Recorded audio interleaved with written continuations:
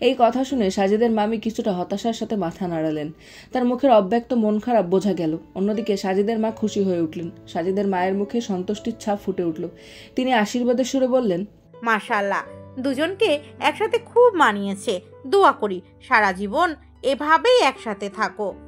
সুব্রতা ধীরে ধীরে হিমালয়ের দিকে তাকালো, কিন্তু হিমালয়ের মুখে কোনো ভাব প্রকাশ নেই।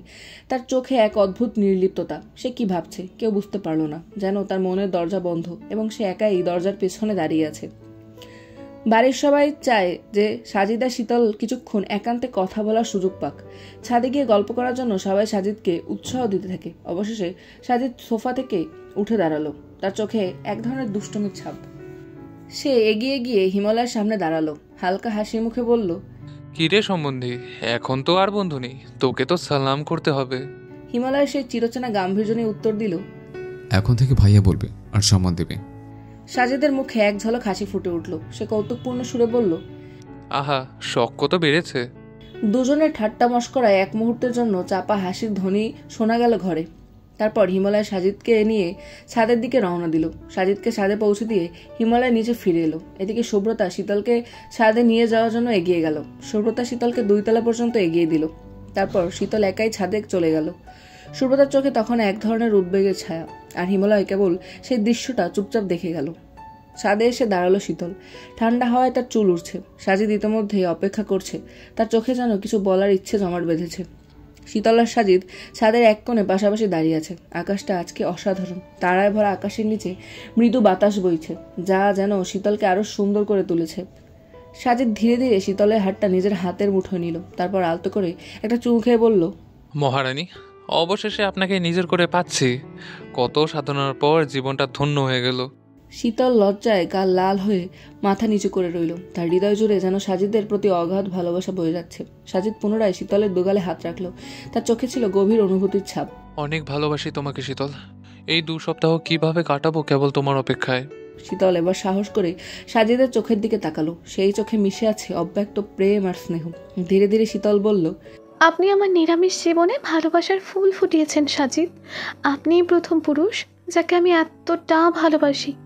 সাজিদের চোখে এক ঝলক উজ্জ্বলতা ফুটে উঠল। সেই মুহূর্তে তাদের ভালোবাসার গভীরতা যেন পুরো আকাশকে ছুঁয়ে ফেলল। মৃদু বাতাসও যেন তাদের ভালোবাসার সাক্ষী হয়ে রইল। বাড়ির সকলেই এখন বসার ঘরে আড্ডা দিচ্ছে, হাসি ঠাট্টায় মশগুল। এই সময় হিমালয়ের সুব্রতা কিছুক্ষণ বিরতি নিয়ে নিজেদের রুমে চলে আসে। হিমালয় ক্লান্তিতে বিছানায় গা এলিয়ে দিল, চোখ দুটো বন্ধ করে যেন কিছু ভাবছে। অন্যদিকে সুব্রতা রুমে রাখা কাপড় চোপড় গোছাচ্ছিল। তার মন অন্যদিকে। কাপড় গোছাতে গোছাতে সুব্রতা হঠাৎ বলল, আহা, কত সুন্দর একটা সম্বন্ধ আসছিল। আর কটা দিন আগে হলে ভালো হতো, তাহলে তো আর তোমাকে বিয়ে করতাম না হিম ভাইয়া। সুব্রতার কথা শুনে হিমালয় তার দিকে একবার তাকালো, তারপর চোখ ফিরিয়ে নিল। সে নিশ্চুপ, যেন কোনো প্রতিক্রিয়া নেই তার। এই নিস্তব্ধতা সুব্রতার মনে কিছুটা অস্থিরতা নিয়ে এলো। সুব্রতা এবার আর সহ্য করতে না পেরে হিমালয়ের সামনে এসে বসে পড়ল। তার চোখে এক ধরনের অভিমান, গলায় তীব্রতা। কি হলো, চুপ কেন? তুমি তো চাও এটাই, আমি অন্য কাউকে বিয়ে করিনি, আর তুমি রিয়াকে বিয়ে করতে পারবে। হিমালয় তবুও কিছু বলল না। তার মুখে এক ধরনের জড়তা, যেন ভেতরে কোনো অনুভূতির লড়াই চলছে। সুব্রতা তার দিকে অপলক দৃষ্টিতে তাকিয়ে রইল, অপেক্ষায়। কিন্তু হিমালয়ের মুখে কোনো উত্তর ফুটল না। এই নীরবতা যেন কিছুটা বেশি জটিলতা নিয়ে এলো। রুমের বাতাস ভারী হয়ে উঠল। সুব্রতার বুকের ভেতর যেন কিছু একটা চাপা পড়ে আছে, আর হিমালয় সেই অনুভূতি থেকে নিজেকে দূরে সরিয়ে রাখছে। রাতের খাওয়া দাওয়া শেষে সাজিদরা একে একে বিদায় নিয়ে বাড়ির উদ্দেশ্যে রওনা দিল। রাত অনেক হয়েছে, তাই সবাই যার যার রুমে চলে গেল বিশ্রাম নিতে। কিন্তু সুব্রতার মন আজ ভারাক্রান্ত। শীতলের বিয়ের উত্তেজনার মাঝে তার নিজেরও জীবনকে ঘিরে কিছু অস্থিরতা জড়িয়ে আছে। হিমালয় তখন তার ল্যাপটপে কাজ নিয়ে ব্যস্ত। সে নিজের দায়িত্ব মনোযোগ দিয়ে চেষ্টা করছিল, কিন্তু সুব্রতার উপস্থিতি তাকে একটু একটু করে টানছিল। সুব্রতা বিছানায় শুয়ে পড়েছে, কিন্তু আজকে পরনে থাকা 3 পিসটা বদলানোরও ফুসরত পায়নি। ক্লান্তিতে ঘুমিয়ে পড়েছে। হিমালয়ের চোখ ল্যাপটপের স্ক্রিনে আটকে ছিল, কিন্তু অজান্তেই চোখের দৃষ্টি সরে গেল সুব্রতার দিকে। সুব্রতার নিঃশব্দ নিঃশ্বাস, তার মুখের অব্যক্ত শান্তি হিমালয়কে কিছুক্ষণের জন্য স্থবির করে রাখলো। সুব্রতার মুখের দিকে তাকিয়ে হিমালয় অনুভব করলো এক অদ্ভুত টান, এক ধরনের অজানা অনুভূতি যা তাকে সুব্রতার কাছাকাছি টেনে নিচ্ছে। তার হৃদয়ের গহীনে এক অস্থিরতা দানা বাঁধতে শুরু করলো, কিন্তু সে তা প্রকাশ না করে আবারও নিজের কাজে মনোযোগ দিল। কিন্তু সেই মুহূর্তে হিমালয়ের মনে প্রশ্ন জাগলো, সুব্রতার এই অবলম্বনের কারণ কি শুধুই ক্লান্তি, নাকি কিছু গভীর ভাবনা? যা সে মনের মধ্যে চেপে রেখেছে। হিমালয় নিজেকে এই প্রশ্নের জবাব দিতে পারল না, কেবল নীরব দৃষ্টিতে সুব্রতার দিকে তাকিয়ে রইল। তার হৃদয়ে এক অজানা আবেগ জড়িয়ে রইল। পরের দিন সকাল সকাল সুব্রতা উঠে পড়ল। আজ হিমালয় অফিসে যায়নি এবং বাড়ির কেউই কোথাও যায়নি।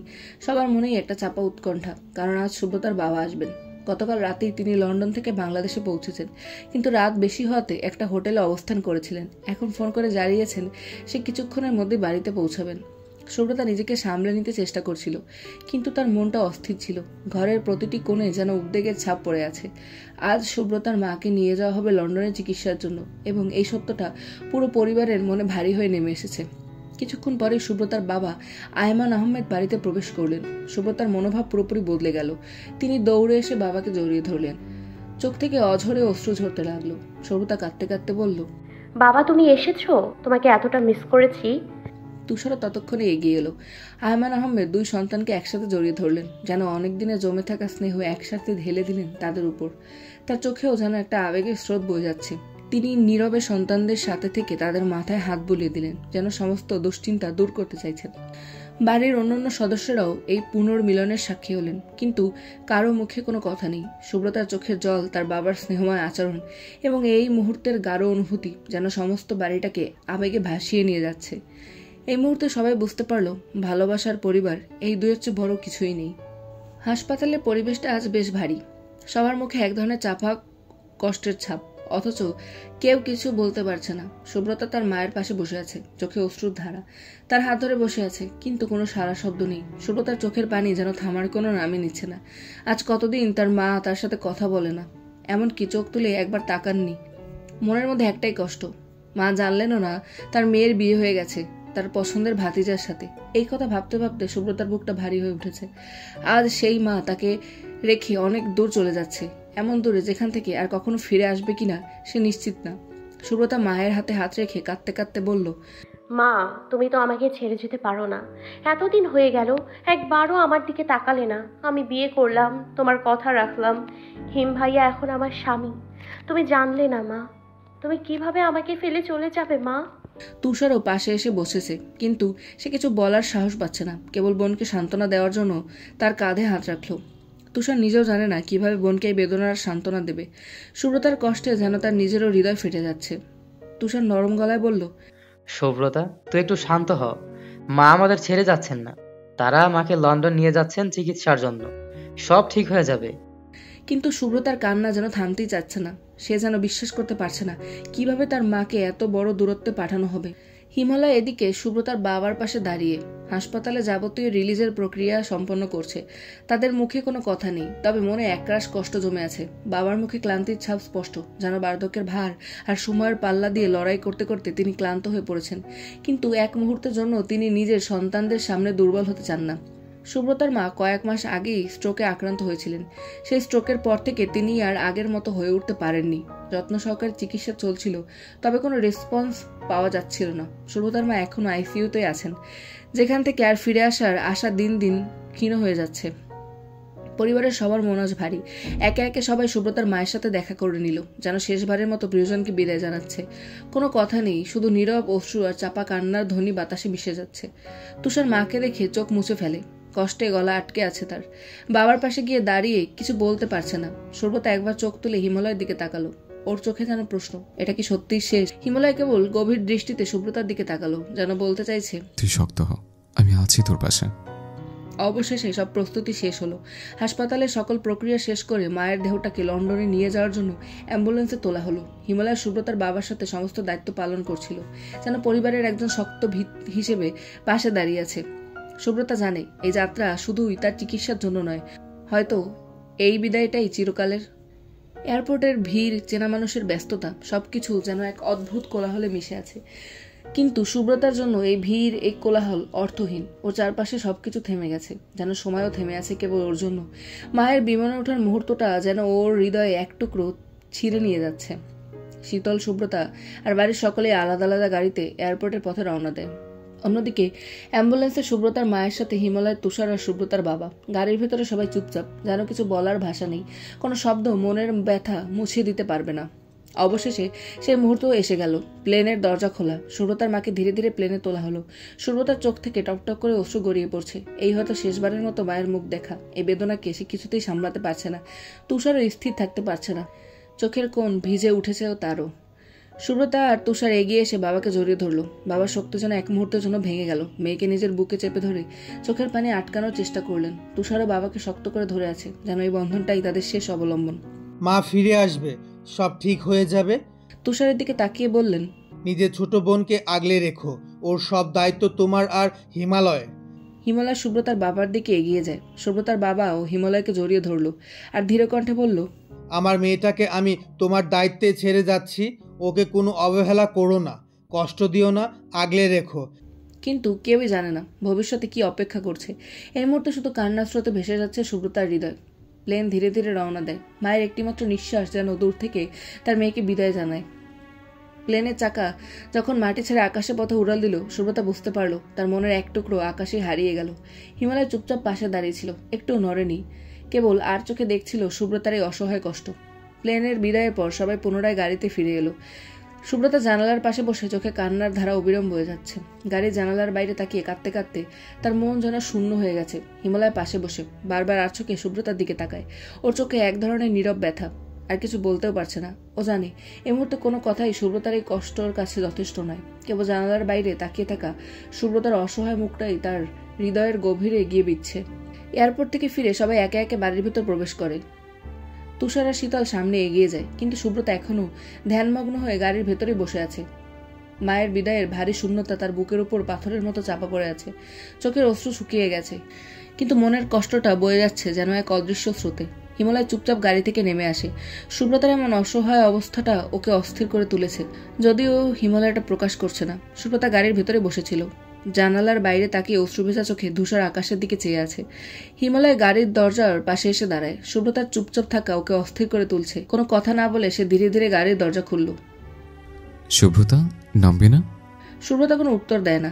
চোখের জল ছাপিয়ে মুখের উপর যেন একটা অব্যক্ত ব্যথার ছায়া ছড়িয়ে আছে। হিমালয় কিছুক্ষণ স্থির হয়ে তাকিয়ে থাকে, এরপর ও নিজে থেকেই হাত বাড়িয়ে দেয়।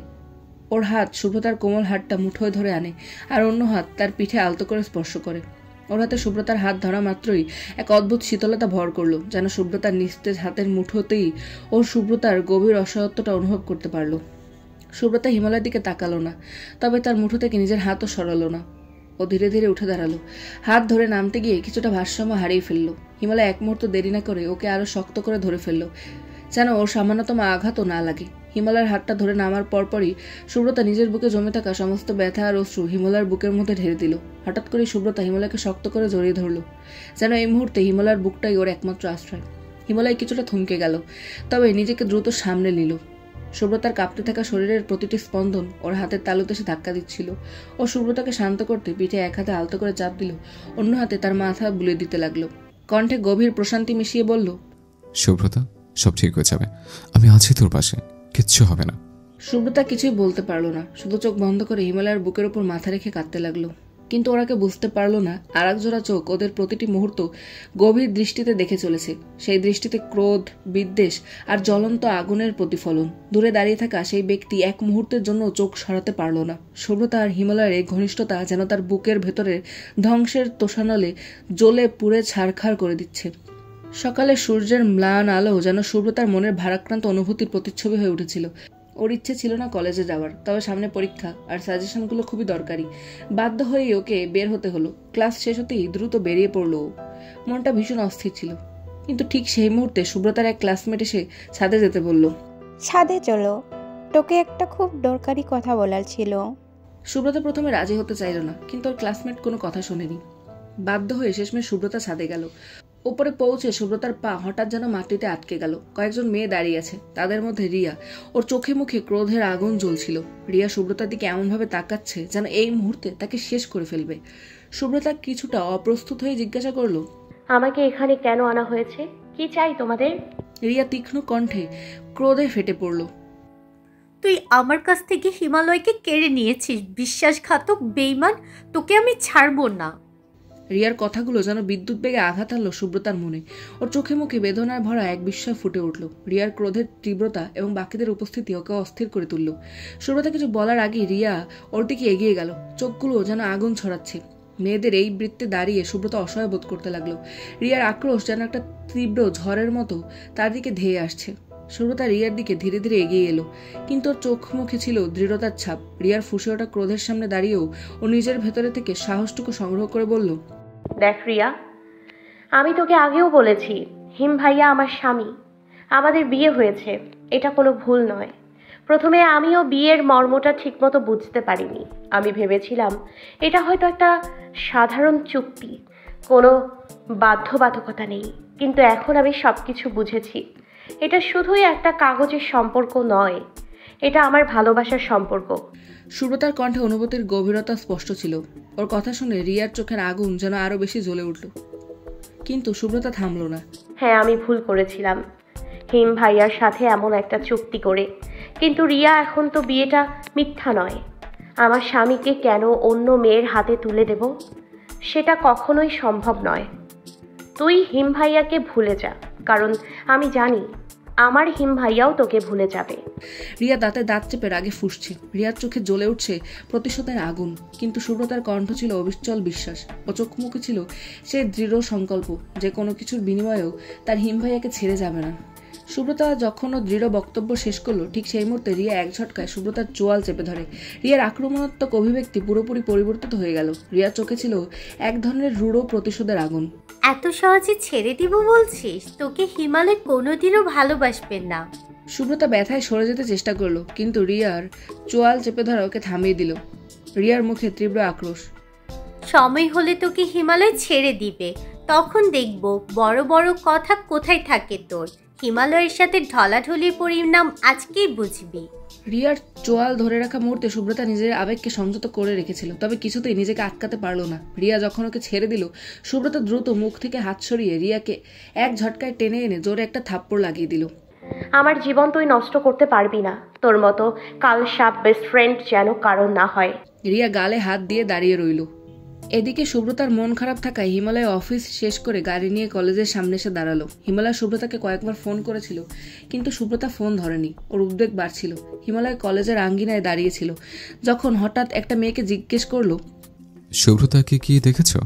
মেয়েটা কিছুটা আশ্চর্য হয়ে উত্তর দিল, হ্যাঁ, আমি তো ওকে সাইমার সাথে ছাদে যেতে দেখেছি। হিমালয় অবাক হয়ে গেল। এই সময় ছাদে যাওয়ার কি কারণ? ও দ্রুত গাড়ি থেকে নেমে গেল। সুব্রতা দুই পাশ থেকে রিয়ার বান্ধবীদের দ্বারা আটকানো ছিল। ওর হাত দুটো শক্ত করে ধরে রাখা হয়েছে। সুব্রতা রিয়াকে আরো কিছু আঘাত করার জন্য সমস্ত শক্তি দিয়ে চেষ্টা করছিল, কিন্তু ওকে অবরুদ্ধ করা হচ্ছিল। রিয়া ক্রোধে উত্তেজিত হয়। ওর এক হাত সুব্রতার দিকে উঠে আসে থাপ্পড় মারার উদ্দেশ্যে। সুব্রতা চোখ মুখ খিচে বন্ধ করে নেয়। তখনই ঘটলো একটা অপ্রত্যাশিত ঘটনা। হঠাৎ করে পেছন থেকে একজন শক্তিশালী হাত রিয়ার হাতটা ধরে ফেলল, যা মারার মুহূর্তটাকে স্থগিত করে দিল। রিয়ার হাতটা শক্ত করে ধরে রেখে রিয়ার দিকে রাগান্বিত দৃষ্টিতে তাকিয়ে রইল। রিয়া হতবাক হয়ে দাঁড়িয়ে রইল। সুব্রতাকে অবাক করে দেয় এই দৃশ্য। পরক্ষণে সুব্রতা একটা প্রশান্তি অনুভব করে। হিমালয় রিয়ার হাতটা ছেড়ে দেয়, আর রিয়ার বান্ধবীরা দ্রুত সুব্রতার হাত ছেড়ে দেয়। হিমালয় সুব্রতার দিকে এগিয়ে যায়। সুব্রতার হাতটা নিজের হাতের মুঠোয় নিয়ে বলে, চলো এখান থেকে। সুব্রতার হাত ধরেই রিয়াকে পাশ কাটিয়ে চলে যায় দুজনে। যাওয়ার পূর্বে আরো একবার রিয়ার দিকে ঘৃণা রাগ মিশ্রিত দৃষ্টিতে তাকায় হিমালয়। রিয়া হতভম্ব হয়ে দাঁড়িয়ে রইল। হিমালয় আর সুব্রতা ছাদ থেকে নেমে চলে গেল। ছাদের উত্তেজনাপূর্ণ দৃশ্যের পর সুব্রতা আর হিমালয় গাড়িতে উঠে পড়লো। গাড়ির দরজা বন্ধ হওয়ার সঙ্গে সঙ্গে সুব্রতা মুখ খুলে বলতে শুরু করলো, হিম ভাইয়া আসলে তখন। কিন্তু হিমালয় তাকে ইশারা করে থামিয়ে দিল। ওর চোখে ছিল এক ধরনের সিদ্ধান্তমূলক শান্তি, যেন এই মুহূর্তে কোনো আলোচনা প্রয়োজন নেই। এখন কথা বলার সময় নয় সুব্রতা, আমরা বাসায় পৌঁছানোর পর শান্তভাবে সবকিছু আলোচনা করব। সুব্রতা কিছুক্ষণ চুপ করে থাকলো, তারপর আস্তে আস্তে হিমালয়ের কথা গুরুত্ব বুঝে নিল। গাড়ির জানালার বাইরে গাছপালা এবং রাস্তার আলো ধীরে ধীরে উড়ে যেতে থাকলো, ওদের অন্তর্নিহিত উদ্বেগ আর উত্তেজনার সঙ্গী হয়ে।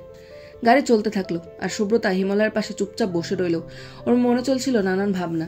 হিমালয় তার পাশের সিটে বসে শান্তভাবে গন্তব্যের দিকে তাকিয়েছিল, যেন সে শান্তি আর নিরাপত্তার প্রতীক। সুব্রতা আর হিমালয় যখন বাড়িতে প্রবেশ করে, তখন লিভিং রুমে সবাই বসে। পরিবেশটা ছিল উচ্ছ্বাস আর উত্তেজনায় ভরপুর, কারণ আজকের আলোচনার কেন্দ্রবিন্দু ছিল শীতলের বিয়ে। বিয়ের আনুষ্ঠানিকতা নিয়ে বিশদ আলোচনা চলছে। কার কি দায়িত্ব হবে, কোন অনুষ্ঠানে কে কি করবে, এসব নিয়েই কথা চলছে। বিয়েটা মাত্র 2 সপ্তাহ পর। তবে সবার মনোযোগ আজ থেকেই শুরু, বিয়ের কার্ড বেলানোর দিকে, যেন সব কাজ গুছিয়ে সময় মতো করা যায় সেই ভাবনায় মগ্ন সবাই। কার্ড বিলানো তো আজ থেকেই শুরু করতে হবে। অতিথিদের যথাসময়ে নিমন্ত্রণ পৌঁছাতে হবে, তাই আর দেরি করা যাবে না। এই আলোচনার মধ্যেই সুব্রতা আর হিমালয় দরজার দিকে প্রবেশ করে। সবার হাসিমুখ দেখে সুব্রতাও হালকা হেসে ফেলল। এসো এসো, তোমরা বসো। সুব্রতা দ্রুত সবার মাঝে বসে পড়ে, সবার সাথে কথোপকথনের অংশ হয়ে যায়। বিয়ের কার্ডের ডিজাইন নিয়ে কথা হচ্ছিল, কে কোন অতিথিকে কার্ড পৌঁছে দেবে, সবকিছু নিয়ে একটা উত্তেজনাময় পরিবেশ। হিমালয় কিছুক্ষণ চুপচাপ দাঁড়িয়েছিল, তারপর ধীরে ধীরে বলল, আমি একটু ফ্রেশ হয়ে আসছি। হিমালয়ের মা আর চাচি চায়ের ট্রে হাতে করে লিভিং রুমে এসে উপস্থিত হয়। চারপাশে সবার জন্য চা ঢেলে দিতে শুরু করে তারা।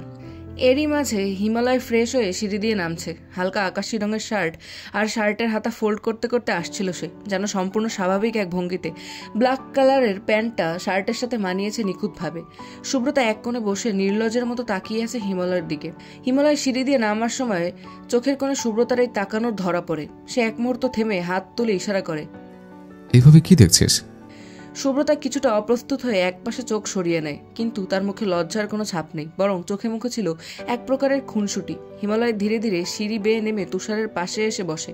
চা হাতে নিয়ে এক চুমুক দিতে না দিতেই তার বাবা সালমান চৌধুরী হিমালয়ের দিকে তাকিয়ে বললেন, বলেছিলাম আমার একমাত্র বোনটাকে তো লন্ডনে নিয়ে যাওয়া হয়েছে ইতিমধ্যে, সেখানে লন্ডনের সবচেয়ে বড় হসপিটালে ভর্তি করানো হয়েছে। এক মুহূর্ত চুপ থেকে তিনি সুব্রতার দিকে তাকিয়ে নরম স্বরে বললেন, সুব্রতার মনটা কাল থেকে খুব খারাপ, আর বিয়ের এতদিন হয়ে গেল ওরা এখনো কোথাও বেড়াতে যায়নি। তো আমি ভাবছি হিমালয়, তুমি সুব্রতাকে নিয়ে আপাতত কক্সবাজারে ঘুরে আসো কিছুদিন, ওর মনটা হালকা হবে। সুব্রতা চোখ তুলে হিমালয়ের মুখের দিকে তাকালো, অপেক্ষা করছে হিমালয় কি বলে। হিমালয় একটু ভ্রু কুঁচকে চিন্তা করলো। আচ্ছা বাবা, দেখি। সুব্রতার মুখে হালকা একটা হাসি ফুটে ওঠে। হিমালয় কিছু বলার আগেই পাশে বসে থাকা তার মা একদম গম্ভীর স্বরে বললেন, দেখি আবার কি, কালকের মধ্যে যা, আজকেই সব গোছগাছ করে নে। হিমালয় মায়ের নির্দেশ শুনে একটু বিব্রত হয়, তারপর জবাব দেয়, কিন্তু মা, বাড়িতে তো এত বড় একটা অনুষ্ঠান চলছে, এত কিছু ফেলে কিভাবে যেতে পারি? তার চাচা মিনার চৌধুরী পাশে বসা থেকে হালকা হেসে মাথা নাড়ালেন এবং বললেন, অনুষ্ঠান নিয়ে তোকে ভাবতে হবে না, এখানে যা যা করার আমার করে নেব। তুই আপাতত ঘরে আয়, এরপর শীতলের বিয়ে হয়ে গেল, একসাথে 4 জনকে দেশের বাইরে হানিমুনে পাঠাবো। হিমালয় এক মুহূর্তের জন্য চিন্তায় পড়ল। এত বড় একটা অনুষ্ঠান, তার অনুপস্থিতি যেন ঠিক না, কিন্তু সবার এতটা উৎসাহ দেখে সে অস্বীকার করতে পারল না। মা, চাচা, বাবা সবাই একে একে রাজি করানোর চেষ্টা করছে। তার মুখে এক ধরনের বিরক্তি এবং সংকোচের ছাপ থাকলেও শেষে সবার কথায় রাজি হয়ে যায়। ঠিক আছে। হিমালয় মাথা নেড়ে বলল। মুহূর্তেই ঘরের পরিবেশটা বদলে গেল। মা, চাচা, বাবা সবাই খুশি হলো। সুব্রতার মুখেও এক দুষ্টু হাসি ফুটে উঠল। সুব্রতার মনে যেন আনন্দের ঝড় বইছে, যেমন প্রথমবার সে এত দূরে ঘুরতে যাবে, সমুদ্রের কাছে, কক্সবাজার। উত্তেজনায় ওর মন ভরে গেছে। সমুদ্রের ধারে বিলাসী ভ্রমণ, বালির উপর পায়ের ছাপ রেখে হাঁটা, সুন্দর সুন্দর জামা পরে ফটোশ্যুট করার উত্তেজনা যেন তাকে ঘিরে রেখেছে। সবকিছুর চেয়ে বড় বিষয়, প্রথমবারের মতো প্লেনে উঠবে সে, আর সেই প্লেন তাকে সরাসরি নিয়ে যাবে কক্সবাজারে। সুব্রতা নিজেকে যেন কিছুতেই ধরে রাখতে পারছে না। রুমে ঢুকেই সে তড়িঘড়ি লাগেজ গোছানো শুরু করে। জামা, প্রসাধনী, সানগ্লাস সব একে একে ভেবে ব্যাগে ভরে। সুব্রতা দ্রুত তার বান্ধবী মিনাকে ফোন করে সব জানিয়ে দেয়। মিনা শুনে মহা খুশি হয়ে বলে, সুব্রতা, কক্সবাজারের জন্য কিছু স্পেশাল ড্রেস আমার কাছ থেকে নিয়ে নিস, সন্ধ্যায় আমি নিয়ে আসবো। হাতে তো তেমন সময় নেই, কালকেই তো ফ্লাইট। সুব্রতা মৃদু হাসল। ঠিক বলেছিস, শপিং করার আর সময় কোথায়, তুই যা দিবি তাই নিয়ে যাব। তাহলে দেখা হবে সন্ধ্যায়, আমি কিছু ট্রেন্ডি আর স্টাইলিশ ড্রেস আনবো তোর জন্য। ফোন রেখে সুব্রতা আবারও ব্যাগ গোছানোর কাজে মন দিল। সারা ঘরে ছড়িয়ে ছিটিয়ে থাকা জিনিসপত্র একত্রিত করে যেন তার মনটা আরো আনন্দে ভরে উঠেছে। কালকের ফ্লাইটের জন্য প্রস্তুতি যেন কোনো অংশে কম না হয়। শীতল নীরবে সুব্রতার রুমে ঢুকে এসে হঠাৎ করে পিছন থেকে সুব্রতাকে জড়িয়ে ধরে। সুব্রতা একটু চমকে ওঠে, কিন্তু তারপরে মিষ্টি হাসিতে ভরে যায় তার মুখ। শীতল দুষ্টমি ভরা কণ্ঠে বলে ওঠে, তো আমার ছোট বোনটা অবশেষে হানিমুনে যাচ্ছে, তাই তো? সঙ্গে সঙ্গেই লজ্জা পেয়ে যায় সুব্রতা, গাল দুটো লাল হয়ে ওঠে। আপু, ওটা হানিমুন না, ওটা স্রেফ ঘুরতে যাওয়া। শীতল হাসতে হাসতে বলল, হয়েছে হয়েছে, আর বলতে হবে না, আমি বুঝতে পেরেছি। সুব্রতা তখনও লজ্জায় নিজেকে সামলাতে ব্যস্ত, তবুও বলল, আহা, ভাই আবার কি, কাজিন তো। আর তুই যে সারাক্ষণ হিম ভাইয়া করে তুই তো সেই হিমালয়কেই নিজের হিম জামাই বানিয়ে ফেলেছিস, সেটা তো বলিস না। সুব্রতা শীতলের কথা শুনে কিছুক্ষণ চুপ থেকে মাথা নিচু করে একটু মৃদু হাসল, কিন্তু তার চোখে মুখে পরিষ্কার বোঝা যাচ্ছে সে কতটা লজ্জিত। সে এক মুহূর্তের জন্য শীতলের চোখে চোখ রাখতে পারল না। রাতের খাবার টেবিলে আজ যেন অন্যরকম এক আবহ। সবাই একসাথে বসেছে, হাতে গরম গরম রুটি তরকারি আর নানান রকমের পদ সাজানো আছে টেবিলে। শীতল তুষার কথার ফাঁকে ফাঁকে কখনো খাওয়ার মাঝে সর টিপে হাসছে, আবার কখনো নিজেদের মধ্যে খোশ গল্পে মশগুল। কিন্তু আজকের রাতের বিশেষ আলোচনা একটাই, হিমালয়ের সুব্রতার কক্সবাজার যাত্রা। সালমান চৌধুরী এক গ্লাস পানি মুখে দিলেন, তারপর গাম্ভীর্য নিয়ে বললেন, দেখো বাবা, সমুদ্র মানেই মজা, কিন্তু সাবধানে থাকতে হবে। সমুদ্রের একেবারে মাঝখানে যেও না, হঠাৎ কোনো বিপদ হয়ে গেলে তখন। হিমালয় সে জবাবে মাথা নেড়ে সম্মতি জানায়। সুব্রতা নীরব, কিন্তু তার চোখে মুখে ভয় মেশানো উত্তেজনা খেলা করছে। সে কখনো সালমান চৌধুরীর দিকে তাকাচ্ছে, আবার কখনো তার বড় মামির দিকে।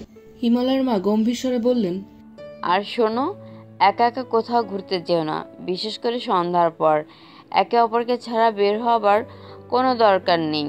সুব্রতা মাথা নিচু করে মৃদু হাসলো, আর হিমালয় তার কথায় আবারও মাথা নেড়ে জানালো যে সে ঠিক বুঝেছে। পরিবারের বড়দের এই করার নির্দেশনা যেন তাদের জন্য আশীর্বাদ। সালমান চৌধুরী আবার বললেন, আর হিমালয়, তুমি তো অফিস থেকে ছুটি নিয়েছো 4 দিনের, তাই মন খুলে ঘুরবে, আর সুব্রতার যেন কোনো অসুবিধা না হয়। হ্যাঁ বাবা, সব ঠিকঠাক করে নিয়েছে। কালকে সকাল 11টায় ফ্লাইট। কক্সবাজারের টিকিট কাটা হয়ে গেছে অনলাইনে। সুব্রতার চোখে তখন মৃদু হাসির ছোঁয়া। প্রথমবার এতটা দূরে যাওয়ার উত্তেজনা আর আনন্দ লুকিয়ে রাখতে পারছে না সে। টেবিলের সবাই এই নিয়ে হাসি ঠাট্টায় মেতে উঠল। রাতের শেষ মুহূর্তগুলো কাটলো সাবধানতায়, কথায় আর কৌতূহল মেশানো হাসির মাঝে, যেন পরের দিনের যাত্রার জন্য মনও তৈরি হয়ে গেছে। রাতের খাবার শেষে ধীরে ধীরে সবাই নিজ নিজ রুমে ফিরে গেল। শীতল একটু ক্লান্ত, কিন্তু তবুও সাজিদের ফোন ধরতেই চোখে মুখে আনন্দ ফুটে উঠল। সাজিদ এই মুহূর্তে আমেরিকা অবস্থান করছে তার বাবার কাছে। শীতলকে কতটা মিস করছে তা সাজিদের কণ্ঠে ভেসে উঠেছে। কথার ফাঁকে শীতল হাসতে হাসতে বলল, আচ্ছা জানো, সুব্রতা আর হিমালয় ভাইয়া কালকে কক্সবাজার যাচ্ছে 3 দিনের জন্য। সাজিদ মৃদু হাসলো, কিন্তু একটুখানি আফসোস ঝরে পড়লো কণ্ঠে। আমরাও যে কবে হানিমুনে যাব, আমার তো হিমালয় সুব্রতার কথা ভেবেই আর তর সইছে না। শীতল তখন হেসে বলল, তুমি আগে বিয়েটা তো করো, তারপর হানিমুন নিয়ে ভাবো। এদিকে সুব্রতার রুমের দরজা বন্ধ। ঘরের ভেতরে সে ব্যস্ত তার লাগেজ গোছানোর কাজে। একপাশে ফেলে রাখা মিরার দা ব্যাগটা অবশেষে খুলতে শুরু করলো। প্রথমে একটা ছোট্ট ড্রেস তুলে নিতেই তার চোখ বড় বড় হয়ে গেল, যেন পুরো ব্যাপারটা তার কল্পনার বাইরে। এগুলো কি বলে মৃদুস্বরে ফিসফিস করে নিজেকে জিজ্ঞেস করল সুব্রতা। একটার পর একটা ড্রেস খুলছে আর তার বিস্ময় যেন বাড়ছে। এত ছোট ছোট ড্রেস, এগুলো পরে কিভাবে বের হব? পেট দেখা যাবে পুরো, আর অফ শোল্ডার টপস। উফ। সুব্রতা সবসময় ওয়েস্টার্ন পোশাক পরেছে, কিন্তু তার জিন্স আর টি শার্ট বা শার্ট প্যান্টের স্টাইলের মধ্যেও একটা ভদ্রতা ছিল। আর মিনারদা এসব পোশাক এক একটা যেন অন্যরকম। ড্রেসগুলোর স্কার্ট এতটাই যে হাঁটু থেকে নাভি অবধি সব দেখা যাবে। অফ শোল্ডার টপসের তো কোনো হাতাই নেই, যেন শরীরের পুরো একপাশে বেরিয়ে থাকবে। মুখে একটা মিশ্র অভিব্যক্তি নিয়ে ড্রেসগুলো একটার পর একটা দেখে সে কিছুক্ষণ চুপ করে থাকলো। একদিকে ভয়, অন্যদিকে কৌতূহল মেশানো একটা চিন্তা ভাবনা তার মাঝে কাজ করতে লাগলো। সুব্রতা অবশেষে আর থাকতে না পেরে মিনাকে ফোন করলো। ফোন ধরতে খানিকটা উত্তেজিত স্বরে বলল, এটা কি ধরনের ড্রেস দিয়েছিস? এসব তো বাইরে পরার মতো নয়। এত শার্ট কিসের জন্য এগুলো? ওপাশ থেকে মিনার হাসি ভেসে উঠল। সুব্রতার অস্বস্তি শুনে সে খানিকটা মজা পেয়ে বলল, আরে এগুলো বাইরে পড়ার জন্য নয়, এগুলো শুধু হোটেল রুমে পড়ার জন্য, যখন শুধু তুই আর হিমালয় ভাইয়া থাকবি তখন। সুব্রতা লজ্জায় ফিসফিসিয়ে জিজ্ঞেস করলো, রাতে শুধুই হিম ভাইয়ার সামনে? সুব্রতা তখন ফোনের ওপাশে থমকে দাঁড়িয়ে আছে। মিনার কথা শুনে সে আরো লজ্জিত হয়ে পড়লো, কিন্তু একই সঙ্গে একটা মৃদু কৌতূহল মনে দোলা দিচ্ছে। আচ্ছা দেখা যাক, মনে মনে বলল সে। সুব্রতা মিনার সাথে কিছুক্ষণ গল্প করে ফোনটা রেখে দেয়। ফোন নামিয়ে দীর্ঘশ্বাস ফেলে মনে মনে বলে, নিজের স্বামীকে আকর্ষণ করতে কত কিছু যে করতে হবে আল্লাহ জানে। এমন সময় হঠাৎ দরজার আওয়াজ হয়। হিমালয় রুমে প্রবেশ করে। সুব্রতা হিমালয়কে দেখতে পেয়ে এক লাফে খাটের নিচে লাগেজটা রেখে দেয়, যেন কিছু না হয়েছে এমন ভাব করে দাঁড়ায়। হিমালয় সুব্রতার দিকে তাকিয়ে মৃদুস্বরে বলল, কি রে, তোর গোছগাছ শেষ? কিছু বাকি নেই তো? সুব্রতা কিছুটা বিব্রত মুখে বলল, সব ঠিক আছে, তবে তোমার জিনিসপত্র গোছাবে না হিম ভাইয়া? হিমালয় বিন্দুমাত্র চিন্তিত না হয়ে বলল, আমার জিনিস গোছাতে সর্বোচ্চ 20 মিনিট লাগবে, তুই হয়তো চিন্তা করিস না।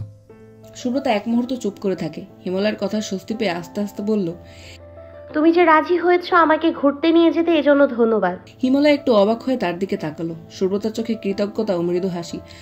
ধন্যবাদ দেওয়ার কিছু নেই, বাড়ির সকলের ইচ্ছে আর তোরও মনটা খারাপ ছিল, সপ্তাহে যাওয়াই যায়। বলেই হিমালয় শুয়ে পড়ে বেডের একপাশে, আর শুভ্রতা মৃদু হেসে মনে মনে কিছু একটা ভেবে হিমালয়ের থেকে কয়েক হাত দূরত্ব শুয়ে পড়ে।